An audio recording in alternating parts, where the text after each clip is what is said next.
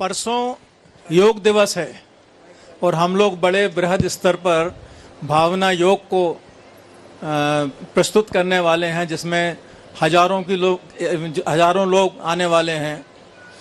महाराज जी, बड़ा विभ्रम है योग के बारे में। वहाँ पर दो ही चीज़ें चलती हैं, एक तो आसन और दूसरा प्राणायाम। योग वहीं से शुरू होता है और वहीं खत्म हो जाता है।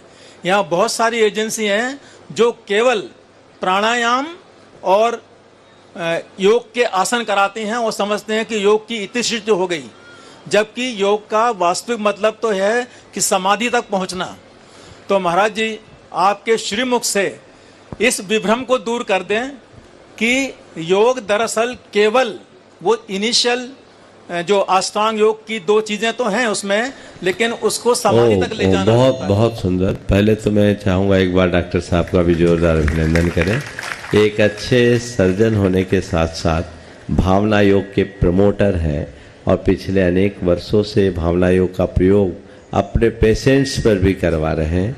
कभी समय रहेगा तो इनके अनुभव भी आप सबके बीच रखवाऊंगा।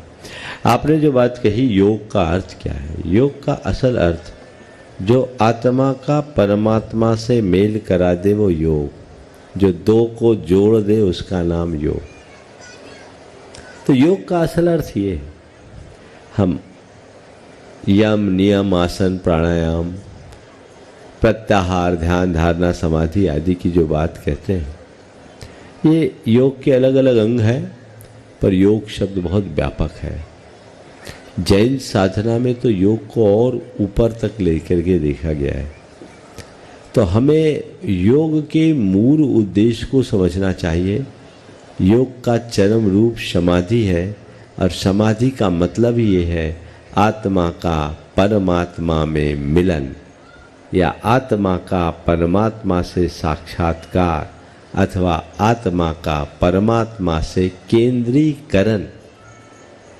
इस अर्थ में भावना योग एक अभिनव प्रयोग जो हमें आत्मा से परमात्मा होने का रास्ता दिखाता है, जिसके बदौलत हम अपने जीवन का चरम विकास कर सकते हैं, अपने शारीरिक मानसिक और चैतसिक विकारों को विनष्ट करके तीनों स्तर पर स्वस्थ और मस्त हो सकते हैं, अपने शुद्ध बुद्ध निरंजन परमात्मा की अनुभूति कर सकते हैं।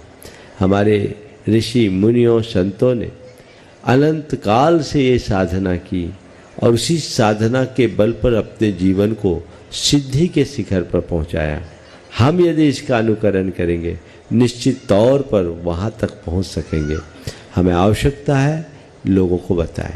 आसन प्राणायाम का अपना महत्व है, लेकिन ये केवल हमें भौतिक स्तर पर लाभ देंगे, कुछ मानसिक शांति देंगे, लेकिन अपने जीवन में आध्यात्मिक परिवर्तन लाना है तो हमें भावना योग का प्रयोग करना चाहिए। और भावना योग में वो आध्यात्मिक परिवर्तन तो आता ही है, उसके साथ साथ शारीरिक और मानसिक परिवर्तन भी बहुत अच्छा होता है, जो आप सबके अनुभव में है।